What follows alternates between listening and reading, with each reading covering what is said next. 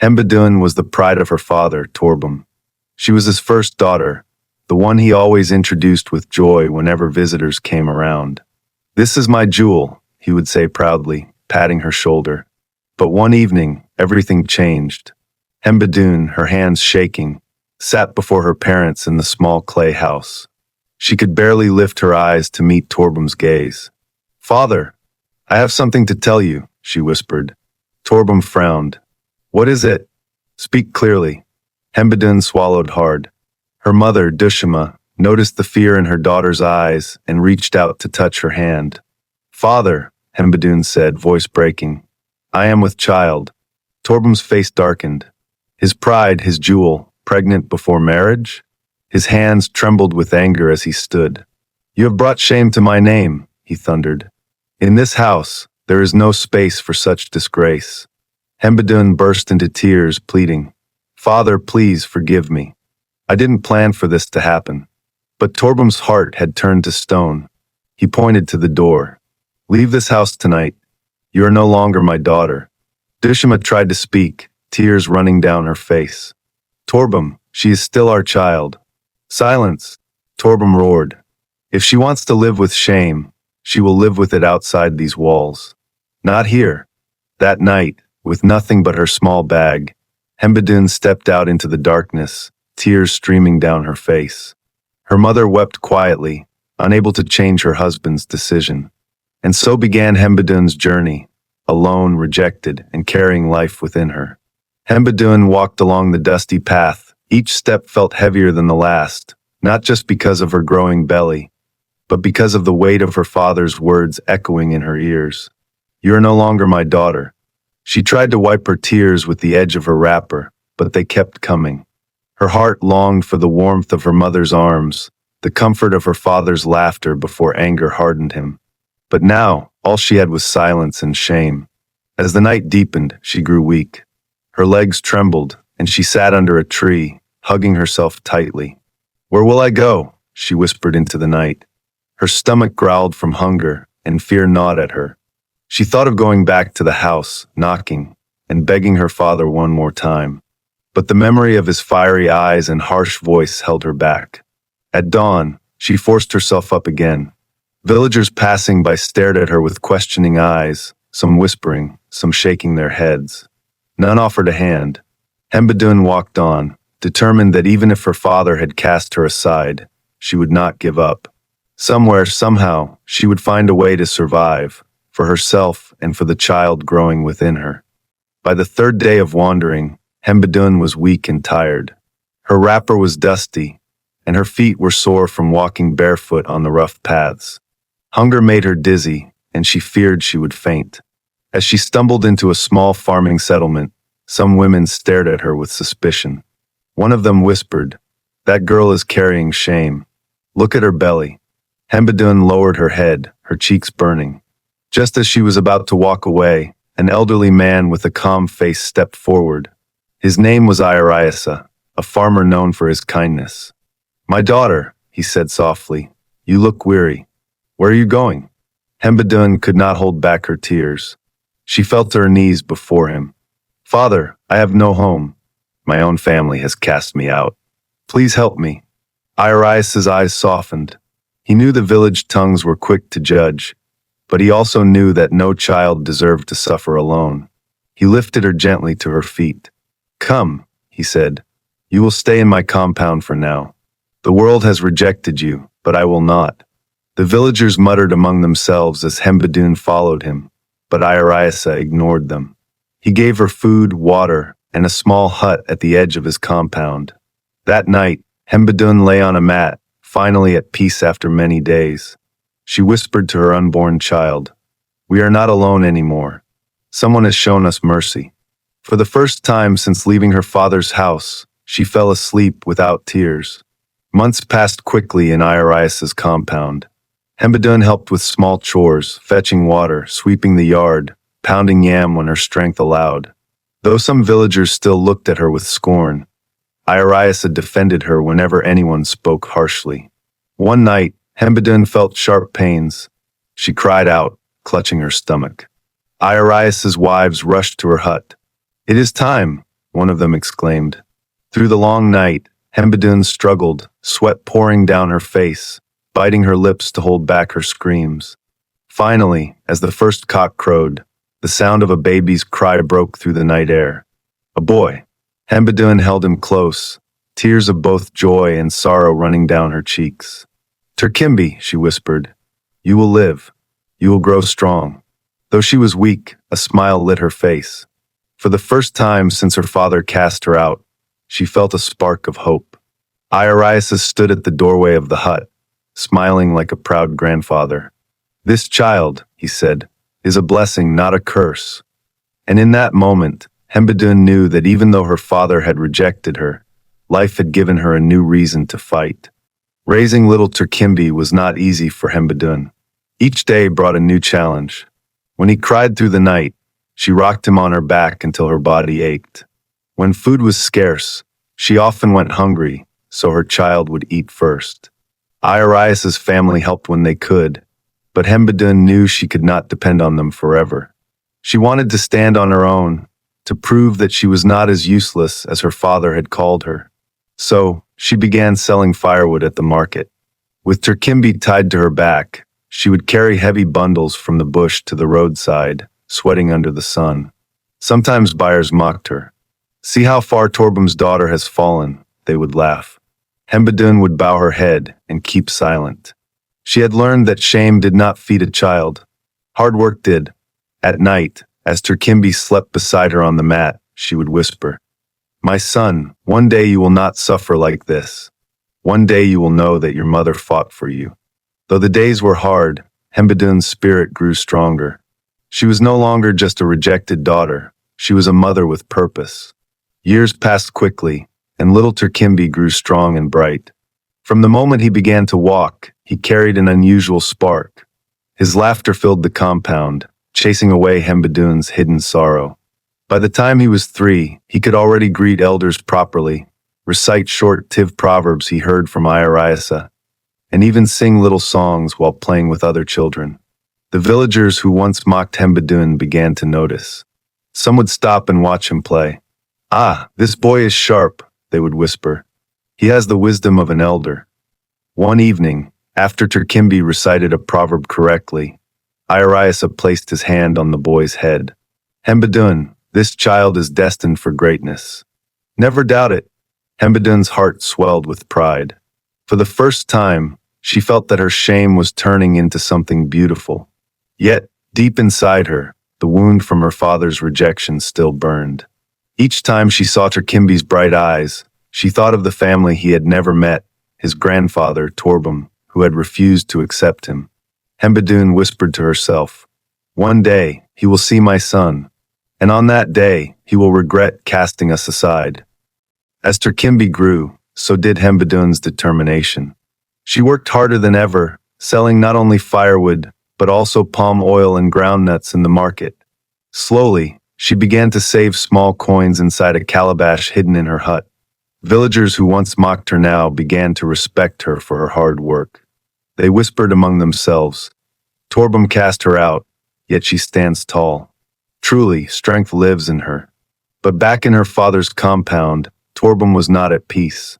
Though he never spoke of it, sometimes at night he sat outside, staring into the dark sky. His wife, Dushima, often caught him sighing deeply. "Your heart is restless," she told him one evening. "Let me be," he muttered, though his eyes betrayed a sadness he tried to hide. For a while Torbem had cast out Hembadoon with harsh words. He could not silence the memory of her face, the child he had once called his jewel. Guilt gnawed at him, though his pride would not let him admit it. In the village, whispers began to spread.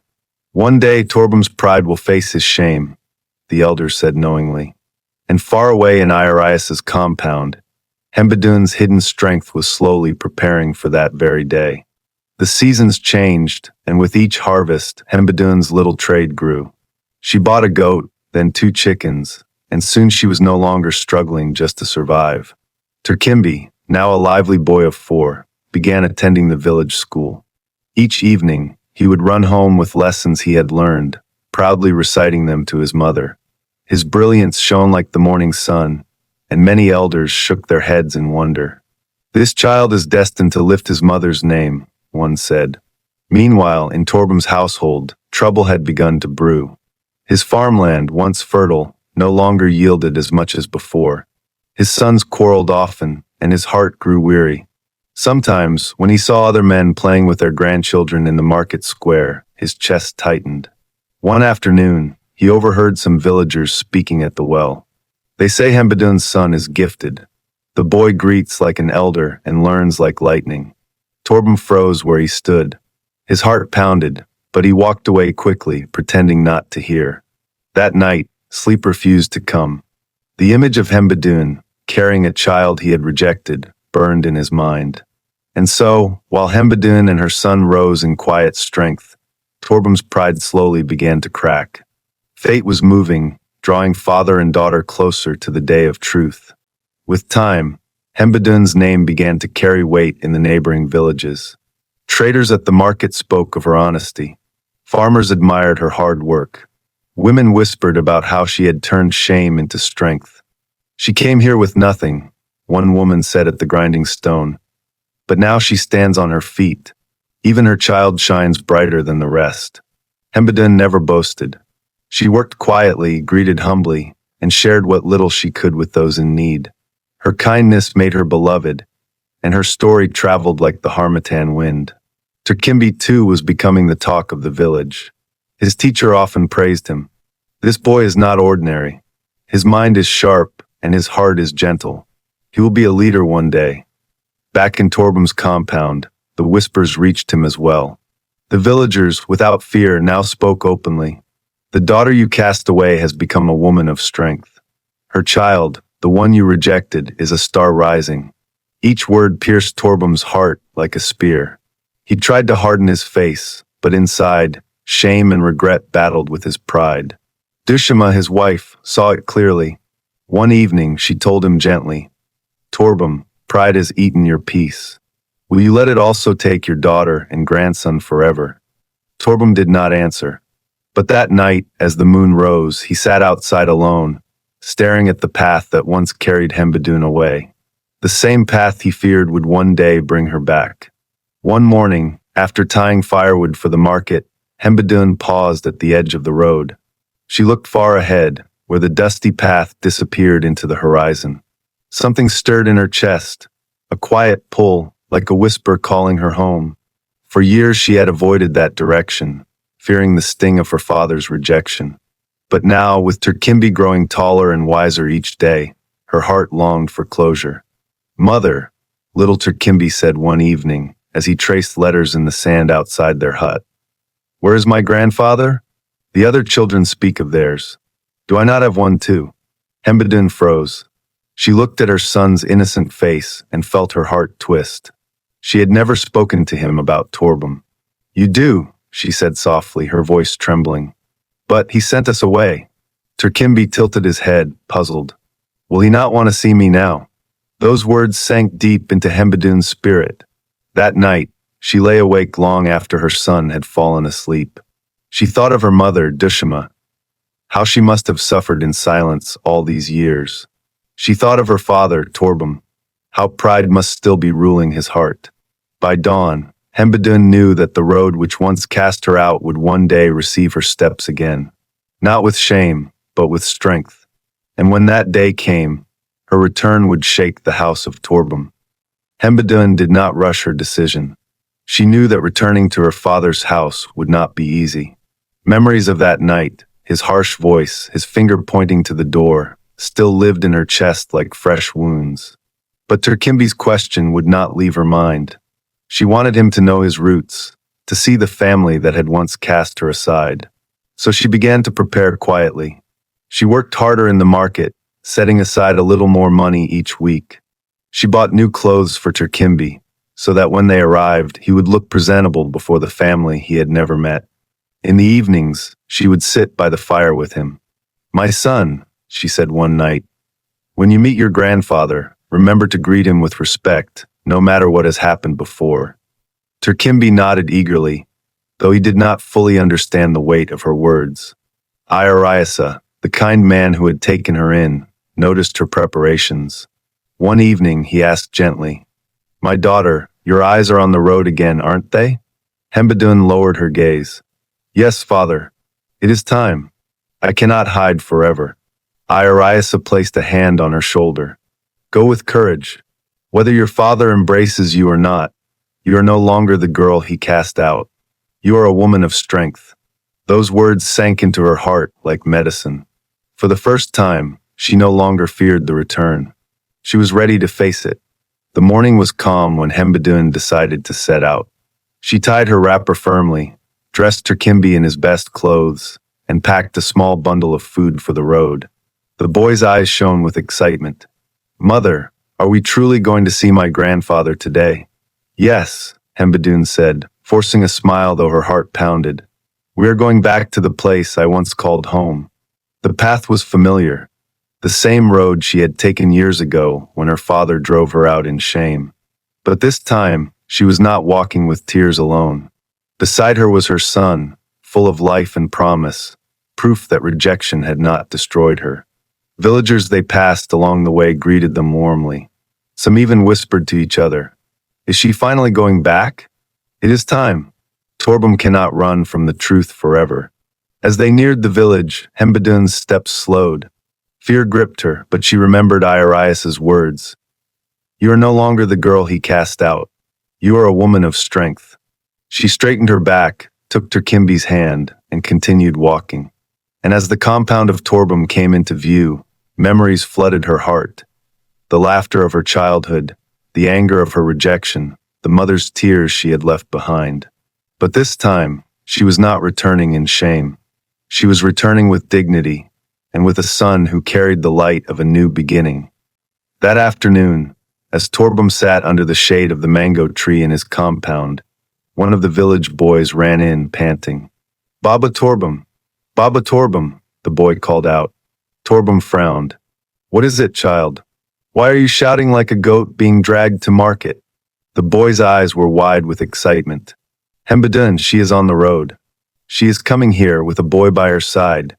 The words struck Torbem like thunder. For a moment, he could not move. His heart pounded against his chest. He gripped his walking stick tightly, as if to steady himself. Dushima, who was grinding pepper nearby, dropped her stone with a thud. Her hands trembled. Hembadoon? My daughter? She is alive, and she is coming home? The boy nodded quickly. Yes, Mama. The whole village is talking. People are already gathering to see. Torbem rose slowly to his feet. His face was hard, but his eyes betrayed the storm inside him. He barked at the boy, Go! Leave this place! But after the boy ran off, Torbem could no longer hide the truth. His hands shook. His lips pressed together. Dushima turned to him, tears welling in her eyes. You sent her away with anger, Torbem, but now the road has brought her back. Will you still harden your heart? Torbem said nothing. He turned his face away, but his silence was heavier than words. And outside the compound, footsteps were drawing closer. The compound gate stood open when Hembadoon arrived. Villagers had already gathered, whispering and craning their necks to see what would happen. Hembadoon held Terkimbi's hand firmly. Her heart raced, but she lifted her chin high. She would not walk in like a beggar. She would walk in as a daughter who had endured and survived. Dushima was the first to see them. She dropped the pestle from her hand and ran forward, crying out, My child, Hembadoon! Mother and daughter fell into each other's arms, weeping. Dushima held her grandson tightly, kissing his forehead again and again. My grandchild, oh my grandchild! The crowd murmured with emotion, some wiping tears, others shaking their heads at Torbem's pride. Finally, Torbem appeared from inside the compound. He stopped at the doorway, his tall frame stiff, his face unreadable. His eyes fell first on Hembadoon, then on the boy beside her. The compound grew silent. Even the chickens scratching the ground seemed to pause. Hembadoon swallowed hard. Her voice was steady but filled with pain. Father, I have come back. This is my son, your grandson. His name is Terkimbi. The boy stepped forward shyly, bowed low, and greeted, Good afternoon, grandfather. Gasps rose from the onlookers. The boy's manners, his calmness. It was clear he carried dignity far beyond his years. But Torbem said nothing. He gripped his staff tightly, his chest rising and falling as if a great battle was raging inside him. And everyone waited. Would he soften, or would pride win again? The silence in the compound was heavy. All eyes were fixed on Torbem. The villagers leaned closer, eager to see whether his pride would stand or break. Hembadoon's heart pounded, but she stood tall, her hand resting gently on Terkimbi's shoulder. The boy's wide eyes looked up at the grandfather he had never known. Dishima's tears flowed freely. "Torbem," she pleaded softly, "is this not flesh of your flesh? Blood of your blood? Will you turn away again?" Torbem's lips parted, but no words came. His eyes shifted from his daughter to his grandson. Terkimbi's innocent gaze pierced deeper than any elder's rebuke. "Grandfather," the boy said again, in a voice as clear as the evening bell, "I greet you." Torbem's staff trembled in his grip. Memories rushed back, the nights he once carried Hembadoon on his shoulders, her laughter as a child, the pride he used to feel when he called her his jewel. And then, the bitter memory of the night he cast her out. The weight of his decision pressed on him. His chest heaved. His eyes grew wet, though he tried to blink away the tears. Finally, his voice broke. "Hembadoon!" Gasps filled the air. The villagers leaned in closer. Torbem's voice shook as he whispered, You have returned." Torbem's words hung in the air. You have returned." His voice, though low, carried the tremble of a man torn apart inside. The villagers watched silently. Some nodded, others folded their arms, waiting to see if pride would choke him again. Hembadoon's eyes filled with tears. "Yes, father, I have returned. Not in shame, but with the son you once rejected." She placed her hand gently on Terkimbi's head. "This is your blood." The boy stepped forward again, bowing low. "Grandfather, forgive us if we have offended you."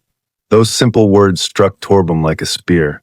The child he had never held, never acknowledged, was asking him for forgiveness. His staff slipped from his hand and fell to the ground with a dull thud. Torbem's shoulders shook as he lowered his head. For the first time in years, the mighty man wept. I was blinded by pride," he admitted, his voice breaking. "I cast out my own child. I turned my back on my own blood. May the gods forgive me." Dushima rushed forward, embracing him as tears ran down her cheeks. "At last, your heart has softened." The villagers murmured, some in relief, others in awe.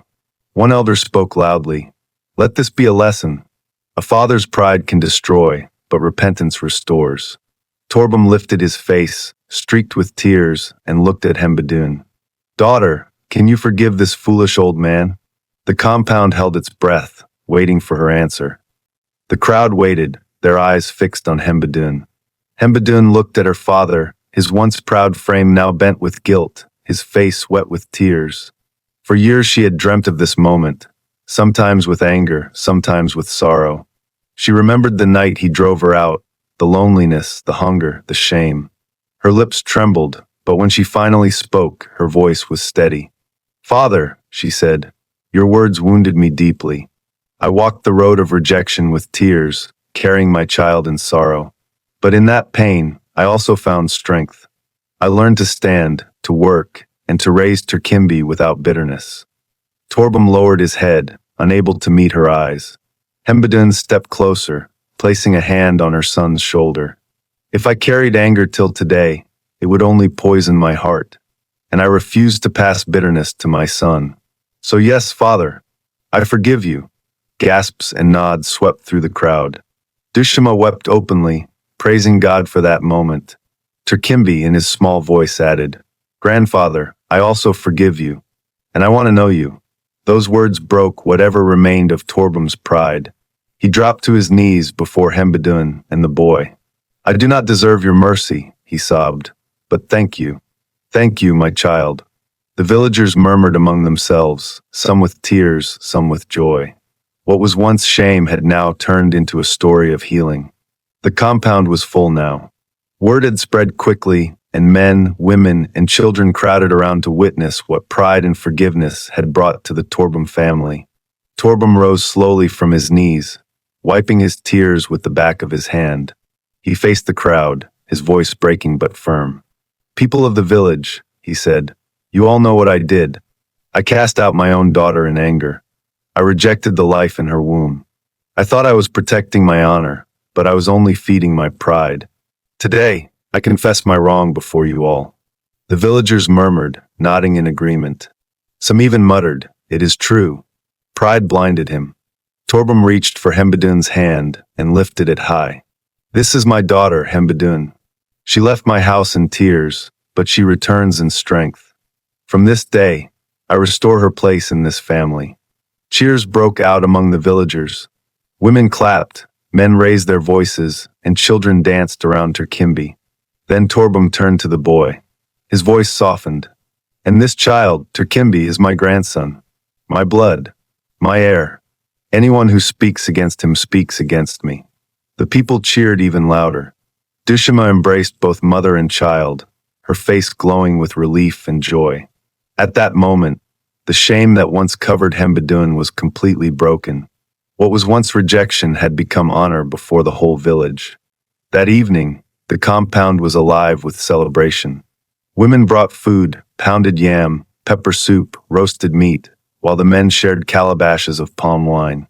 The children danced around the fire, singing songs of joy. Hembadoon sat close to her mother, Dushima, who held Turkimbi tightly on her lap. The old woman's eyes sparkled as she studied her grandson's face. "He has your eyes, Hembadoon," she said softly, "but his calmness belongs to his grandfather." For the first time in years, Hembadoon laughed freely.